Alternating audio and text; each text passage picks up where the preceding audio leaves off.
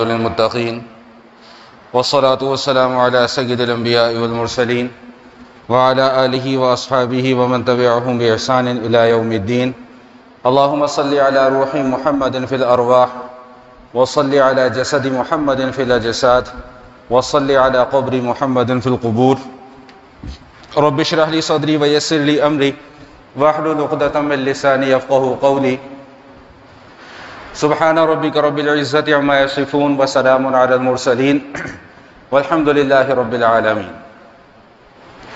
گزشتہ نشست میں سورۃ المؤمن کے مضامین کا آغاز کیا گیا تھا اور ابتدائی 3 آیات کی مختصر تفسیر آپ حضرات کی خدمت میں عرض کر دی تھی اور اس عنوان پر گفتگو مکمل کی گئی تھی کہ اسی سورۃ المومن میں اللہ جل شانہ نے ان لوگوں کا تذکرہ فرمایا ہے جو قرآن کریم کے متعلق جھگڑا کرتے ہیں.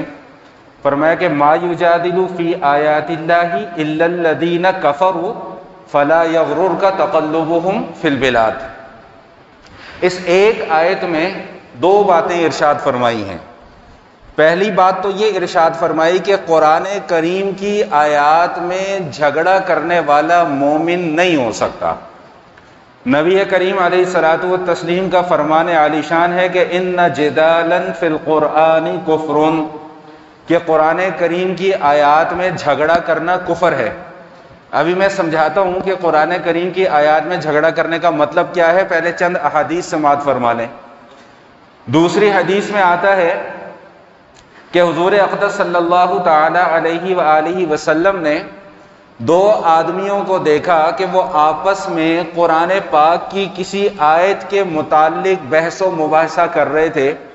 تو حضور اقدس صلی اللہ تعالی علیہ وآلہ وسلم سخت ناراض ہوئے اور ارشاد فرمایا کہ تم سے پہلی قومیں اسی لیے ہلاک ہوئیں کہ ان پر جو اللہ تعالیٰ کتابیں نازل فرماتے تھے وہ ان کتابوں کے متعلق آپس میں جھگڑا کرنا شروع کر دیتے تھے.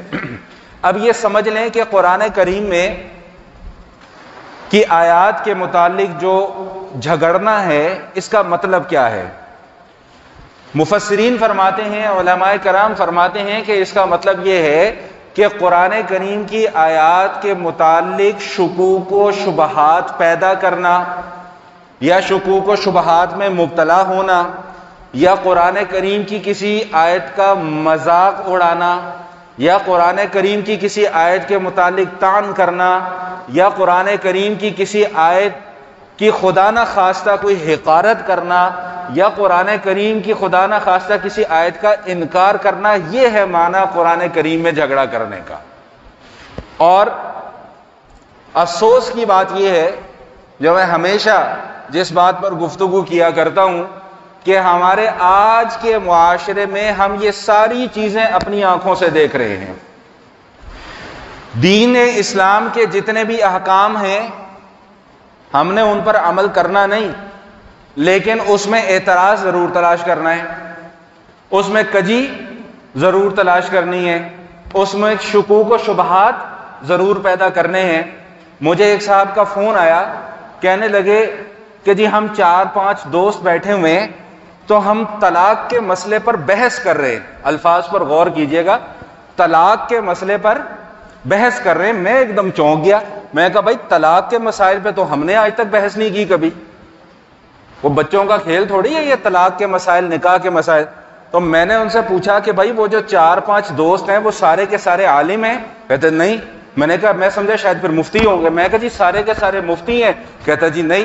میں نے کہا خدا کے بندے، جب عالم بھی نہیں ہے اور مفتی بھی نہیں ہے اور مسئلہ بھی طلاق کا، تو اس پہ بحثنے کی ضرورت کیا ہے؟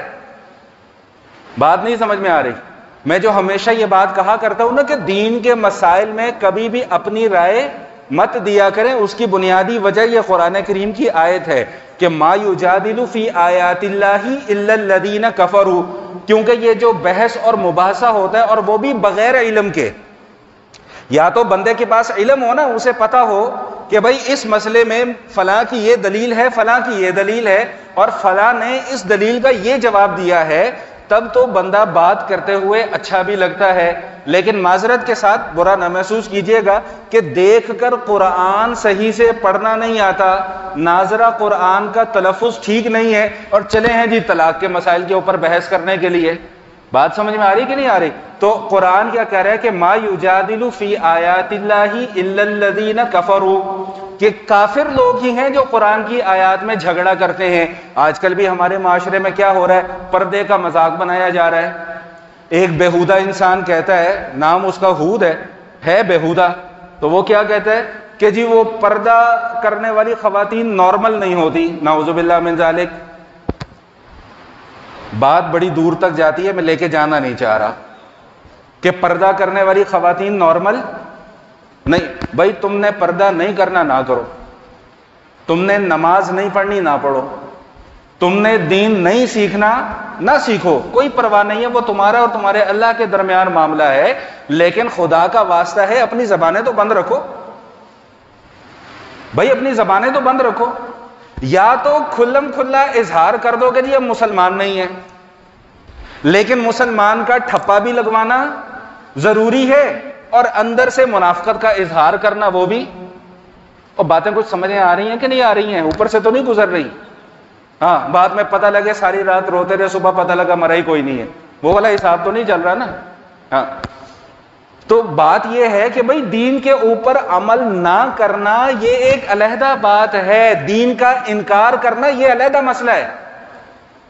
اگر کوئی آدمی خدا نہ خواستہ دین پر عمل نہیں کرتا یا دین کے کسی مسئلے پر عمل نہیں کرتا تو وہ گنہگار ہے، اللہ سے معافی مانگے گا، اللہ اس کو معاف کر دیں گے۔ گزشتہ جمعے میں اس موضوع پر تفصیل سے بات ہو چکی ہے۔ لیکن اگر خدا نہ خواستہ کوئی یہ کہتا ہے کہ میں اللہ کو بھی مانتا ہوں، اللہ کے نبی کو بھی مانتا ہوں، لیکن جو احکام نازل ہو رہے ہیں وہ میری سمجھ میں نہیں آتے، میں اس پر اپنا موقف پیش کرنا چاہتا ہوں، تو بھائی اس بات کو قرآن کریم یہ کہہ رہا ہے کہ یہ قرآن کریم کے متعلق جھگڑا کرنا ہے، یہ آیات کے متعلق جھگڑا کرنا ہے، اور جھگڑا کرنے والے کا مسلمانی کا لیبل باقی نہیں رہتا، مسلمانی کا ٹھپا اس پہ سے پھر ہٹا دیا جاتا ہے۔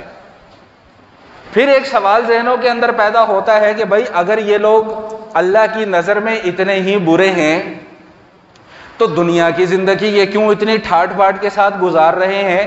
تو اللہ تعالیٰ نے ایک مرتبہ نہیں کئی مقامات پر اس سوال کا جواب دے دیا، یہاں پر بھی دو لفظوں میں دے دیا کہ فَلَا يَغْرُرْكَ تَقَلُّبُهُمْ فِي الْبِلَادِ، کہ وہ جو تجارت کر رہے ہیں، کاروبار کر رہے ہیں، چل رہے ہیں، پھر رہے ہیں، موج مستی کی زندگی گزار رہے ہیں، تو ان کی موج مستی کی زندگی سے تمہیں پریشان ہونے کی ضرورت نہیں ہے۔ سورہ توبہ کے اندر بھی یہ مضمون گزرا ہے، فَلَا تُعْجِبْكَ أَمْوَالُهُمْ وَأَوْلَادُهُمْ، ان کے پاس مال زیادہ ہے، ان کے پاس اولاد زیادہ ہے، ان کے پاس وسائل زیادہ ہیں، تو ان کے زیادہ وسائل، ان کا زیادہ مال، ان کی کثرت اولاد دیکھ کر تم لوگ پریشان مت ہونا۔ انما یرید اللہ ان یعذبہم، اللہ تعالیٰ نے یہ پکا ارادہ کیا ہوا ہے کہ اللہ نے ان کو عذاب دینا ہے، تمہیں عذاب نہیں دینا۔ اللہ نے دنیا دارالامتحان ہے، یہاں پر موج مستی کرنے کے لیے آئے نہیں ہو، یہاں پر آخرت کی تیاری کے لیے آئے ہو۔ میں ایک واقعہ ہمیشہ آپ کی خدمت میں عرض کیا کرتا ہوں کہ نبی پاک صلی اللہ تعالی علیہ وآلہ وسلم کھجور کے بستر پر آرام فرما ہے، کروٹ بدلی، جسم پر نشان پڑ گئے، حضرت عمر رضی اللہ تعالیٰ عنہ رونے لگے کہ یا رسول اللہ، ادھر کیسر اور کسرا جو ہیں وہ اتنی موج مستی کی زندگی گزارتے ہیں، آپ جو وجہ تخلیق کائنات ہیں، آپ کے جسم اطہر پر یہ نشان، یا رسول اللہ یہ ہم سے برداشت نہیں ہوتا۔ نبی پاک صلی اللہ علیہ وسلم لیٹے ہوئے تھے، اٹھ کر بیٹھ گئے، فرمایا عمر تم بھی ایسی بات کرتے ہو؟ اور ایک جملے میں سارے اشکالات کو دور فرما دیا، فرمایا کہ ان کے لیے یہ ساری نعمتیں یہاں ہیں اور ہمارے لیے یہ ساری نعمتیں بولو بھائی وہاں ہیں۔ بات ختم ہو گئی۔ تو کو فلا یغررک تقلبہم فی البلاد، کسی کی عیش و عشرت کی زندگی دیکھ کر تم پریشان نہ ہو جایا کرو۔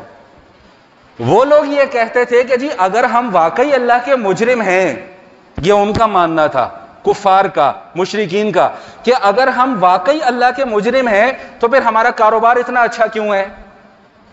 او بھائی دنیا کے اندر اللہ کی پکڑ آنا یہ کوئی ضروری بولے بھائی نہیں ہے. ہمیں بھی اسی طرح دھوکے میں مبتلا کیا جاتا ہے. جی اگر ہم اتنے غلط ہیں تو ہم پر اللہ کی پکڑ کیوں نہیں آتی؟ اور بھائی شکر ادا کرو تم پر اللہ کی پکڑ نہیں آتی. اللہ ایک دم کسی کی غلطی پر پکڑ نہیں کرتے, اللہ ڈھیل دیتے ہیں. اور اللہ تعالیٰ کی ڈھیل کو اپنی کامیابی مت سمجھو. اللہ یہ سمجھانا چاہ رہے ہیں مجھے بھی, آپ کو بھی, ہم سب کو بھی, کہ فلا یغررک تقلبہم فی البلاد. اگر وہ زمین کے اندر گھوم رہے ہیں, پھر رہے ہیں, تجارت کر رہے ہیں, کاروبار کر رہے ہیں, پیسہ کما رہے ہیں, ان پر دنیا کی نعمتیں جا بجا برس رہی ہیں, تو ان کے اوپر دنیا کی نعمتوں کا برسنا ان کی کامیابی کی دلیل نہیں ہے. بڑے ہی زبردست بات آ گئی ذہن میں کہ دنیا کی اچھی زندگی یہ کوئی کامیابی کی دلیل نہیں ہے.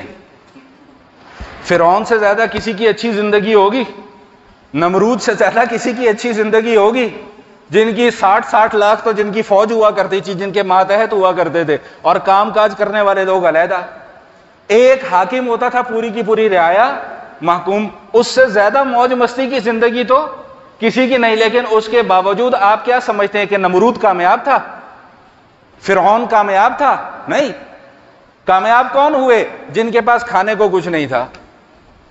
کامیابی اللہ پاک نے کن کے مقدر میں رکھی؟ کہ جن کے پاس پہننے کو لباس مکمل نہیں تھا, کامیابی اللہ نے ان کے مقدر میں لکھی.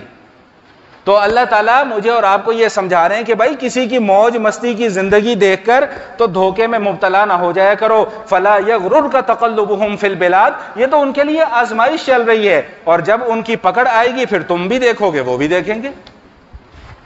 ایک حدیث اور سنا دوں پھر بات کو آگے چلاتا ہوں, اپنے اسی موقف کی تائید میں کہ نبی پاک صلی اللہ تعالی علیہ وآلہ وسلم ارشاد فرماتے ہیں کہ من قال فی القرآن برأیۃ قد اصاب فقد اخطأ, کہ اگر کسی شخص نے قرآن کریم کے متعلق اپنی رائے سے کوئی بات کہی, الفاظ کے اوپر غور کریں, نبی پاک صلی اللہ علیہ وسلم کا فرمان ہے کہ قرآن کریم کے متعلق اپنی رائے سے کوئی بات کہی, قد اصابہ, بے شک ٹھیک ہی بات کیوں نہ کہی ہو, فقد اخطأ, وہ پھر بھی گناہگار ہوگا, وہ پھر بھی گناہگار ہوگا. تو اس لیے مفسر بننے کی کوشش مت کیجئے, محدث بننے کی کوشش مت کیجئے. جس کا جو مقام ہے اس کو اس کے مقام میں رہنا چاہیے اور رہنے دینا چاہیے. بات سمجھ میں آ گئی کہ نہیں آ گئی؟ تو اللہ تعالیٰ کیا ارشاد فرمانے کہ ما یجادل فی آیات اللہ الا الذین کفروا فلا یغررک تقلبہم فی البلاد, کہ جو لوگ قرآن کریم میں اللہ کی آیات میں جھگڑا کرتے ہیں وہ دراصل وہی لوگ ہیں جو کافر ہیں, اور ان کی دنیا کی عیش و عشرت کی زندگی کہیں تمہیں دھوکے میں مبتلا نہ کر دے. پھر اللہ تعالیٰ نے اپنے اس دعوے کی تائید کے لیے اور اپنے اس موقف کی تائید کے لیے آگے ایک مثال بیان فرما دی. مثال کیا بیان فرمائی کہ کذبت قبلہم قوم نوح والاحزاب من بعدہم, کہ ان سے پہلے نوح علیہ السلام کی بھی قوم تھی, اور نوح علیہ السلام کے بعد بھی بے شمار قومیں آئیں, اور ان میں سے ہر کسی نے کیا کیا کہ وَحَمَّتْ كُلُّ أُمَّةٍ بِرَسُولِهِمْ لِيَأْخُذُوهُ وَجَادَلُوا بِالْبَاطِلِ, ہر امت کے ہر فرد نے اپنے اپنے نبی سے بحث و مباحثہ کرنے کی کوشش کی, جدال کرنے کی کوشش کی کہ آپ کا موقف ہماری سمجھ میں نہیں آتا. آج بھی ہم کہتے ہیں کہ ہمیں یہ مسئلہ سمجھ میں نہیں آتا. بھائی نہیں آتا تو نہیں آتا, عمل تو پھر بھی کرنا ہے. نہیں سمجھ میں آ رہی بات؟ بھائی مسئلہ سمجھ میں آتا ہے تب بھی عمل کرنا ہے, نہیں سمجھ میں آتا تب بھی بولے نا بھائی سو رہے ہو سارے. جب سمجھ میں آ گیا تب بھی عمل, نہیں سمجھ میں آیا تب بھی عمل تو کرنا ہے. میں اکثر آپ کو وہ شاہ اسماعیل شہید رحمت اللہ تعالیٰ علیہ کا واقعہ بتایا کرتا ہوں نا, کہ کسی نے ان سے آگے کہا کہ حضرت یہ دین کا مسئلہ میری سمجھ میں نہیں آتا. حضرت نے فرمایا کہ نہیں آتا تو نہیں آتا, اتنی سی تیری سمجھ ہے, اتنا بڑا مسئلہ کہاں سے آ جائے گا. تو اپنی اتنی سی سمجھ کو اپنے پاس رکھنا چاہیے بس. جس کا جو کام ہے اس کو وہ کام کرنے دینا چاہیے. ہمارا کام دین سیکھنا ہے اور اس پر عمل کرنا ہے، چاہے سمجھ میں آئے چاہے سمجھ میں نہ آئے. یہ بات بھی سمجھ میں آ رہی ہے کہ نہیں آ رہی؟ چلو شکر ہے اگر آ جائے سمجھ میں. تو اللہ تعالیٰ ارشاد کیا فرما رہے ہیں کہ ان سے پہلی قومیں بھی اسی لیے ہلاک ہوئی. کیوں؟ بنیادی وجہ کیا تھی؟ جی ہمیں آپ کی بات سمجھ میں نہیں آتی. اللہ کہتے ہیں نہیں آتی تو نہیں آتی، تو اب رگڑا تو لگے گا، اب رگڑا تو لگے گا. چنانچہ نتیجہ کیا ہوا؟ کسی کو آگ نے ہلاک کر دیا، کسی کو چنگھاڑ نے ہلاک کر دیا، کسی کو سمندر کے میں بہا دیا گیا، کسی کو دریا میں بہا دیا گیا، کسی کے اوپر ہوا مسلط کر دی گئی. صرف اور صرف کس بنیاد پہ؟ جی ہمیں سمجھ میں نہیں آتا. ہمیں اپنی اس روش کو چھوڑنا ہوگا، اس روش کو چھوڑنا ہوگا. یہ ہمیں سمجھ میں نہ آنے والی روش کو چھوڑنا ہوگا. بھائی سمجھ میں آئے تب بھی عمل کرنا ہوگا، نہ سمجھ میں آئے تب بھی عمل کرنا ہوگا. سمجھ میں آ جائے تو اللہ کا شکر ادا کریں کہ یا اللہ تیرا شکر ہے کہ تو نے یہ مسئلہ سمجھا دیا. نہیں سمجھ میں آیا تب بھی ماننا تو پھر بھی ہے نا. نہ مانے بغیر تو چارہ نہیں ہے. تو مانو گے تو کام بنے گا، نہیں مانو گے تو کام نہیں بنے گا. تو گفتگو کا تسلسل آپ ذرا غور کیجئے گا کہ اللہ تعالیٰ پہلے قرآن کریم میں جھگڑنے والوں کا تذکرہ فرماتے ہیں، پھر ان کو سمجھانے کے لیے پھر ایک مثال بیان فرماتے ہیں، اور اس میں بھی ان لوگوں کا تذکرہ فرماتے ہیں جن کو پہلے بھی سمجھ نہیں آئی تھی، اور ان کا نتیجہ اور ان کا انجام اللہ پاک ذکر فرما دیتے ہیں کہ بھائی اگر تم نے بھی اسی روش کو اختیار کر کے رکھا کہ جی ہمیں سمجھ میں نہیں آتی، تو پھر اللہ پاک فرما رہے ہیں کہ بھائی پھر جب سمجھ آئے گی نا تو پھر اس وقت سمجھنے کا موقع نہیں ہوگا. جب سمجھ آئے گی تو پھر سمجھنے کا موقع نہیں ہوگا. پھر توبہ تلے کام نہیں آئیں گے. جو کچھ کرنا ہے یہیں پہ کر دو، بس معافی مانگنی ہے بس یہیں پہ مانگ لو. تو بات سمجھ میں آ گئی ہے کہ نہیں آ گئی کہ قرآن کریم میں اپنی رائے کے متعلق کوئی بات کرنا یہ کفر ہے، یہ کفر ہے. یاد رکھیے گا یہ کفر ہے، اور اللہ کی نظر میں اور نبی پاک صلی اللہ تعالی علیہ وآلہ وسلم کی نگاہ میں یہ بہت بڑا جرم ہے. یہاں تک ایک مضمون مکمل ہوا. اب ایک دوسرا مضمون آ رہا ہے. اسی مسئلے کو سمجھانے کے لیے، مزید وضاحت کے لیے اللہ تعالیٰ آخرت کا کچھ نقشہ بیان فرما رہے ہیں. اور وہ آخرت کا نقشہ کیا ہے ذرا چشم تصور سے جائزہ لیجئے گا کہ اللہ پاک ارشاد فرما رہے ہیں کہ الذین یحملون العرش ومن حولہ یسبحون بحمد ربہم، کہ جو اللہ کا عرش ہے نا، الرحمن علی العرش استوى، اللہ پاک نے کائنات کی تخلیق فرمائی، پھر اللہ تعالیٰ اپنے عرش پر جلوہ فرما ہو گئے. اس مسئلے پر میں پہلے بھی بات کر چکا ہوں، دوبارہ بس اشاروں کنایوں میں دو لفظ کہہ کر تو اپنی بات کو آگے چلاتا ہوں کہ اس کھوج میں لگنے کی ضرورت نہیں ہے کہ اللہ کا عرش کیسا ہوگا اور اللہ عرش کے اوپر کیسے بیٹھے ہوئے ہوں گے. قرآن تو کہہ رہے ہیں نا کہ الرحمن علی العرش استوى، اللہ تعالیٰ عرش پر جلوہ فرما ہو گئے. کیسے ہو گئے یہ میرے اور آپ کے سمجھنے کا کام نہیں ہے. سیدنا امام مالک رحمت اللہ تعالی علیہ نے 3 لفظوں میں اس سوال کا جواب دے دیا. کیا؟ الایمان بہ واجب، اس عقیدے پر ایمان رکھنا واجب ہے یعنی کہ ضروری ہے. والکیفیۃ عنہ مجہول، کیسے اللہ عرش پر بیٹھا ہوا ہے ہمیں نہیں پتا. والسؤال عنہ بدعۃ، اور اس کے متعلق سوال و جواب کرنا گناہ کا کام ہے. تو اللہ عرش پر جلوہ فرما ہے، بالکل جلوہ فرما ہے. کیسے ہیں بھائی؟ جیسی اس کی شان ہے. اب اللہ کا عرش بھی ہے، وہ کیسا ہے بھائی؟ جیسی اللہ کی شان ویسے اس کے عرش کی شان. ہاں اتنا بتا دیا کہ اللہ کے عرش کو فرشتوں نے اٹھایا ہوا ہے. احادیث سے یہ بات معلوم ہوتی ہے کہ آج کی تاریخ میں 4 فرشتوں نے اللہ کا عرش اٹھایا ہے، اور قیامت والے دن 8 فرشتے اللہ کا عرش اٹھائیں گے. یاد رہے گی یہ بات؟ قیامت والے دن کتنے فرشتے اٹھائیں گے بھائی؟ 8 فرشتے اللہ تعالیٰ کا عرش اٹھائیں گے. اور یہ 8 کے 8 فرشتے وہ بھی مقرب ہیں، جن 4 فرشتوں نے آج اللہ کا عرش اٹھایا وہ بھی مقرب ہیں. سمجھے؟ آگے بڑی مزے کی دلچسپی کی بات آ رہی ہے، ہم سب کی تسلی کی بات آ رہی ہے. اچھا، بھائی اللہ کے قریب ہیں تو اللہ نے ان کو عرش اٹھانے کا موقع دیا، تو جو جتنا قریب ہوتا ہے اس کی بات بھی زیادہ سنی جاتی ہے کہ نہیں سنی جاتی؟ ایسا ہی ہے نا، جس کا مقام، جس کا مرتبہ میری نظر میں زیادہ ہوگا، میں اس کی بات زیادہ غور سے سنوں گا نا، زیادہ توجہ سے سنوں گا. ٹھیک، اب سنیں ذرا توجہ. بھائی سونے والے جاگ جاؤ، ذرا جاگ جاؤ، گھر جا کے نیند پوری کر لینا، مجھے بھی نہیں تو نیند آنا شروع ہو جائے گی. اچھا اب سنیے ذرا اللہ کیا کہہ رہے ہیں. الذین یحملون العرش ومن حولہ یسبحون بحمد ربہم، جن فرشتوں نے اللہ کا عرش اٹھایا ہوا ہے وہ اللہ کی تسبیح بیان کرتے ہیں. اللہ کی کیا کرتے ہیں بھائی؟ تسبیح بیان کرتے ہیں. اچھا دوسرا کام کیا کرتے ہیں؟ وَيَسْتَغْفِرُونَ لِلَّذِينَ آمَنُوا، اللہ اکبر کبیرہ، میرے اور آپ کے لیے استغفار کرتے ہیں. نہیں سمجھ میں آئی بات؟ اوپر سے گزر گئی.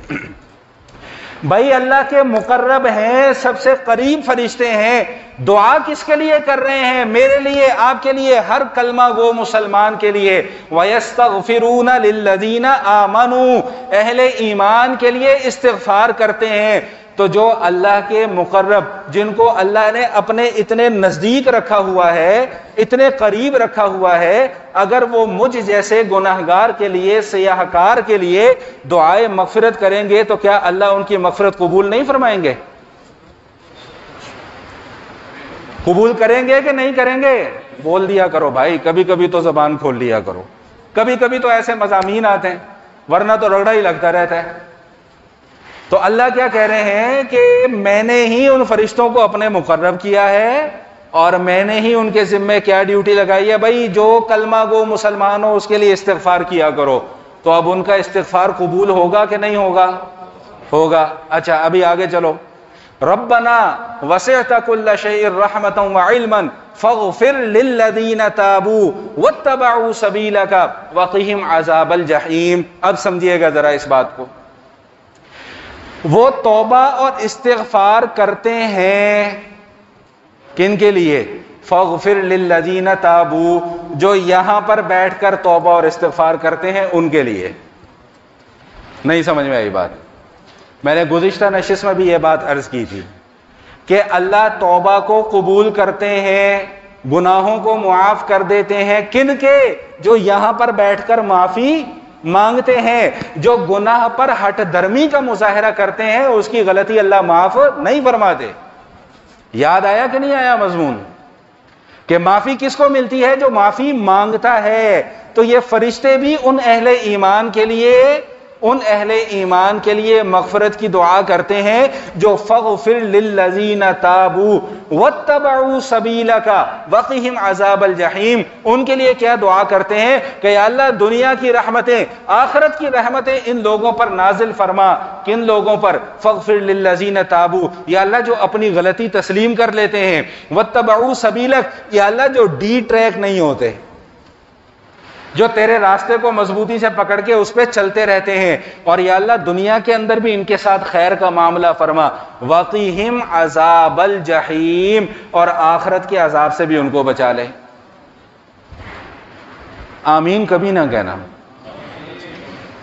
اسی پھر کہتے ہو جی ہماری دعائیں قبول نہیں ہوتی. مولوی صاحب دعائیں کرا کے تھک جاتے ہیں، جب آمین ہی نہیں بولو گے تو دعا قبول کیسے ہوگی؟ اچھا اب سمجھیے گا ذرا اس بات کو. میں نے پہلے بھی یہ بات آپ کے سامنے عرض کی تھی، ہمیشہ کے لیے اس بات پر اپنا عقیدہ پختہ کر لیجئے گا کہ آخرت میں کامیابی کا دار و مدار ایمان پر ہے، اعمال پر نہیں ہے. میرے ساتھ مل کے کہیں استغفر اللہ. توبہ ہو گئی. اب میرے ساتھ مل کے کہیں لا الہ الا اللہ. اس کی بنیاد پر آخرت میں بچت ہے.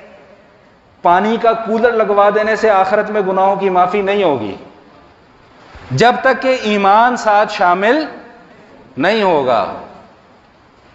وَلِكُلٍّ دَرَجَاتٌ مِّمَّا عَمِلُوا، اللہ کا قرآن خود یہ کہہ رہا ہے کہ بھئی نیک عمل کرنے سے تمہارے درجات بلند ہوں گے. تو درجات کہاں پر بلند ہوں گے؟ جنت میں. اور جنت میں داخل ہوگے تو درجات بلند ہوں گے نا. جب لا الہ الا اللہ ہی نہیں ہے پاس، جنت کی چابی ہی نہیں ہے پاس، تو پھر درجات کیسے بلند ہوں گے؟ تو پہلے جنت کی چابی کا تو مضبوطی سے اہتمام کرو، اس کی حفاظت کرو. جب وہ ہوگی، جنت کا دروازہ کھل جائے گا تو پھر درجات بھی بلند ہو جائیں گے. اور یاد رکھیے گا، یہ جو لوگوں کے اندر شکوک و شبہات پھیلائے جاتے ہیں کہ جی وہ غریب کی مدد کر دو، فلاں کر دو، یہ کر دو، ڈھمکانا کر دو، بھائی سب کمپلسری ہیں، سب لازمی باتیں ہیں، سب ضروری ہیں. غریب کی مدد کرنا امیر کی ذمہ داری ہے، سمجھیں اس بات کو. غرباء کے ساتھ تعاون کرنا امراء کی ذمہ داری ہے. صدقہ و خیرات کرنا امراء کی ذمہ داری ہے. زکوٰۃ ادا کرنا امراء کی ذمہ داری ہے. لیکن یہ ذمہ داریاں لازم ہی کب ہوتی ہیں؟ جب لا الہ الا اللہ محمد رسول اللہ پڑھتے ہو. ایک آدمی نے کلمہ ہی نہیں پڑھا ہوا، اس کے اوپر زکوٰۃ فرض ہوگی؟ نہیں. اس کے اوپر نماز فرض ہوگی؟ نہیں. اس کے اوپر صدقہ و خیرات فرض ہوگا؟ نہیں. اس نے اسلام ہی قبول نہیں کیا تو یہ چیزیں کیسے اس کے ذمہ لگ گئی؟ تو معلوم یہ ہوا کہ اصل جو بنیاد ہے وہ ایمان ہے.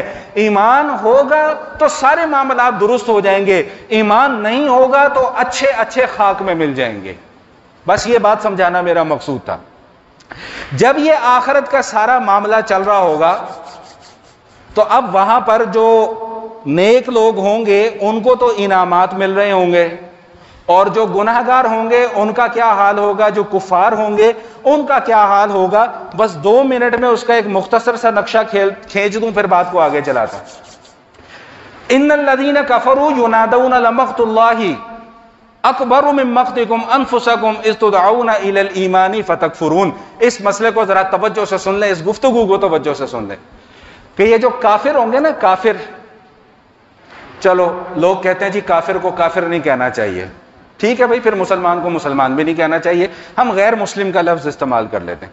یہ جو غیر مسلم ہوں گے جنہوں نے اسلام قبول نہیں کیا ہوگا، آخرت میں جا کر ان کا کیا حال ہوگا؟ اللہ نے اس سورہ مومن میں ان کا نقشہ بھی کھینچا ہے. روایات سے یہ بات معلوم ہوتی ہے کہ جب جہنم کا عذاب یہ لوگ دیکھیں گے ان کو خود سے نفرت ہو جائے گی، خود سے نفرت ہو جائے گی، اور اتنی نفرت ہو جائے گی کہ یہ اپنی انگلیاں اپنے جسم کو کاٹنا شروع کر دیں گے. حدیث کے اندر یہ بات آتی ہے. اور جب اپنی یہ اس نفرت کا اظہار کر رہے ہوں گے خود سے، تو اب اللہ کیا کہیں گے؟ اللہ کی طرف سے ایک اعلان کرنے والا کیا اعلان کرے گا؟ ان الذین کفروا ینادون لمقت اللہ اکبر من مقتکم.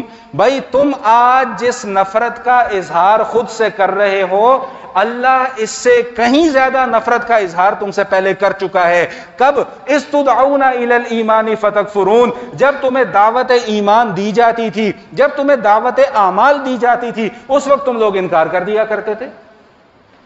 جب تمہیں سمجھایا جاتا تھا کہ بھائی یہ حلال نہیں ہے، حرام ہے، بچو، اس وقت تم مذاق اڑاتے تھے. یہ تو 1400 سال پرانی بات ہو گئی ہے، یہ تو دقیانوسیت ہے، یہ تو ہمیں پتھروں کے زمانے میں دھکیلنے کی باتیں ہو رہی ہیں، جیسے آج بھی کچھ بدبخت میڈیا کے اوپر بیٹھ کر یہ بکواسیات کر رہے ہیں کہ ناظرہ قرآن پڑھنے سے بچوں کا ذہن متاثر ہو جائے گا، دعائیں یاد کرنے سے بچوں کا ذہن متاثر ہو جائے گا. اوہ ظالم انسان، اللہ کا قرآن پڑھنے سے ذہن متاثر ہوگا؟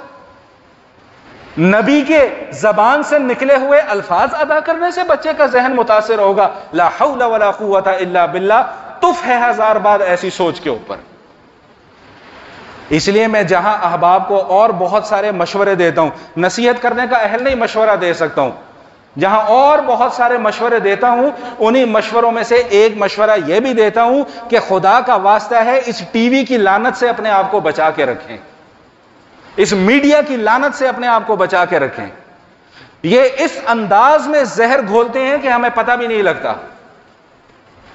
بات آؤٹ آف دی کانٹیکسٹ چلی جائے گی، لیکن میں ایک بات اور بھی عرض کر دوں، 2-4 منٹ اوپر ہو جائیں تو اس کے لیے پیشگی معذرت. ایک خاتون اینکر آتی ہیں ٹی وی کے اوپر بیٹھ کر برقع پہنتی ہیں, برقع پہن کر انہوں نے زبردست قسم کا پروگرام کر دیا, لوگوں میں واہ واہ ہو گئی, جی دیکھو کمال کی اینکر ہے, کمال کی اینکر ہے, اس نے کمال کر دیا ہے جی, برقع پہن کر ٹی وی پہ اس نے پروگرام کر دیا. آپ لوگ بھی واہ واہ کر رہے ہوں گے, لیکن ایک جملے کے اوپر غور نہیں کیا. وہ جملہ کیا تھا؟ وہ آخری جملہ خاتون یہ فرما گئی کہ جی بریک کے بعد نارمل طریقے سے پروگرام کا آغاز کریں گے. تو گویا کہ انہی کے موقف کی تائید ہو گئی جو یہ کہتے ہیں کہ برقع پہننے والی خواتین اب نارمل ہیں. تو آپ نے بھی تو وہی کہہ دیا. تو صرف لوگوں کی ہاہا وصول کرنے کے لیے, لوگوں کی داد وصول کرنے کے لیے 5 منٹ کے لیے برقع پہن لیا. میں بھی کہہ رہا ہوں جی کمال ہو گیا, آپ بھی کہہ رہے ہیں جی کمال ہو گیا, لیکن اندر کھاتے کچھ اور چل رہا ہے جس کا ہمیں آج اندازہ نہیں ہو رہا. تو یہ جو کفار ہوں گے نا, اللہ ان کو فرمائیں گے, اللہ کی طرف سے کہا جائے گا کہ استدعون الی الایمان فتکفرون, جب تمہیں دعوت ایمان دی جاتی تھی اور تم انکار کرتے تھے, اللہ اس سے کہیں زیادہ تم سے نفرت کرتا تھا جتنی نفرت آج تم لوگوں کو خود سے ہو رہی ہے. وہ ایک اپیل کریں گے اللہ کی بارگاہ میں, ربنا امتنا اثنتین واحییتنا اثنتین فاعترفنا بذنوبنا فهل الی خروج من سبیل. یا اللہ 2 دفعہ زندگی دے دی, 2 دفعہ موت دے دی, اب ہم اپنے گناہوں کا اعتراف کر رہے ہیں, کیا باہر نکلنے کا کوئی راستہ ہے؟ اللہ اکبر کبیرہ. ذرا چشم تصور سے جائزہ لیجئے گا, غور کیجئے گا کہ جب ہر طرف آگ ہی آگ ہوگی, جہنم کے داروغے سر پر مسلط ہوں گے, جہنم کا کوڑا برس رہا ہوگا, اس وقت اگر کوئی یہ کہے کہ فہل الی خروج من سبیل, کہ باہر نکلنے کا کوئی راستہ ہے, تو کیا جواب دیا جائے گا؟ جواب کیا دیا جائے گا؟ قال اخسؤوا فیہا ولا تکلمون, اپنی بکواس بند کرو اور میرے سے بات مت کرو. قرآن کے الفاظ ہیں, قرآن کے الفاظ ہیں. یا اللہ 2 دفعہ زندگی دے دی, 2 دفعہ موت دے دی, تیسری دفعہ پھر زندگی دے دے. اللہ کہیں گے نہ, وہ جو 2 دفعہ پہلے دی تھی اسی لیے دی تھی کہ یہاں پہ آگے عذاب میں جلنا نہ پڑے. اور اس کے بعد جو ساری گفتگو کا خلاصہ اور لب لباب ہے, ساری گفتگو کا خلاصہ, بات میں نے اس موضوع پر کرنی تھی لیکن ہو کسی اور موضوع پر گئی, ساری گفتگو کا لب لباب اور خلاصہ کیا ہے؟ توجہ میری طرف بھائی, سونے والے جاگ جاؤ سارے کے سارے. فادعوا اللہ مخلصین لہ الدین ولو کرہ الکافرون. بھائی ساری گفتگو کا خلاصہ یہ ہے کہ دنیا کی زندگی تمہیں عیش و عشرت کے لیے نہیں دی گئی ہے, اللہ کی عبادت کے لیے دی گئی ہے, بندگی اختیار کرنے کے لیے دی گئی ہے. سو اللہ کی بندگی اختیار کرو مخلص ہو کر, خالص اللہ کے ہو کر. اگلا جملہ ولو کرہ الکافرون, چاہے کسی کو اچھا لگے چاہے کسی کو اچھا نہ لگے.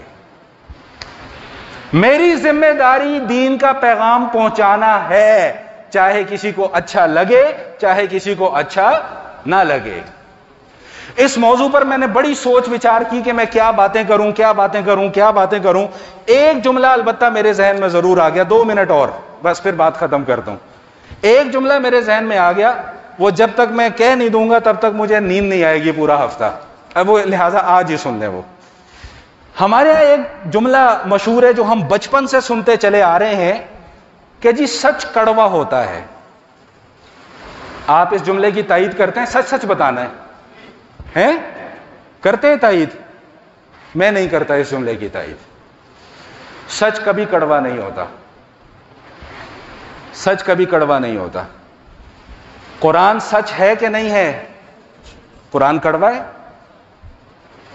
نبی کا فرمان سچ ہے کہ نہیں؟ وہ کڑوا ہے. اللہ کہتے ہیں مجھ پر ایمان لے کر آؤ, یہ کڑوی بات ہے. اللہ کہتے ہیں 5 نمازیں پڑھو, یہ کڑوی بات ہے. اللہ کہتے ہیں رمضان کا روزہ رکھو, یہ کڑوی بات ہے. اللہ کہتے ہیں 2.5% زکوٰۃ ادا کرو, یہ کڑوی بات ہے. بات کڑوی نہیں ہے, میں کڑوا ہوں. یہاں پہ کڑواہٹ ہے اس لیے بات ہضم نہیں ہوتی, یہاں پر کڑواہٹ ہے اس لیے بات ہضم نہیں ہوتی. ہم تو اس تجربے سے گزرتے ہیں نا, اس لیے میں بات کر رہا ہوں. تو سچ کبھی کڑوا نہیں ہوا کرتا, یاد رکھیے گا ہمیشہ اس بات کو. ہاں سننے والے میں کڑواہٹ ضرور ہو سکتی ہے. اگر سچ کڑوا ہوتا تو ابو بکر کبھی صدیق نہ بنتے, اگر سچ کڑوا ہوتا تو عمر کبھی فاروق نہ بنتے, عثمان کبھی غنی نہ بنتے, علی کبھی حیدر کرار نہ بنتے. اگر سچ کڑوا ہوتا, معاویہ کبھی کاتب وحی نہ بنتے اگر سچ کڑوا ہوتا. سچ کڑوا نہیں ہوتا, سننے والے کڑوے ہوتے ہیں. سننے والے کا مزاج کڑوا ہوتا ہے. ابو جہل کا مزاج کڑوا تھا، سچ قبول نہیں کیا. ابو لہب کا مزاج کڑوا تھا، سچ قبول نہیں کیا. فرعون کا مزاج کڑوا تھا، سچ قبول نہیں کیا. حامان کا مزاج کڑوا تھا، سچ قبول نہیں کیا. قارون کا مزاج کڑوا تھا، سچ قبول نہیں کیا. نمرود کا مزاج کڑوا تھا، اس لیے سچ قبول نہیں کیا. سچ کبھی کڑوا نہیں ہوتا. اس غلط فہمی کو اپنے ذہنوں سے نکال دیں. وآخر دعوانا اور الحمدللہ رب العالمین. باقی گزارشات انشاءاللہ یہیں سے آئندہ کی نشست میں.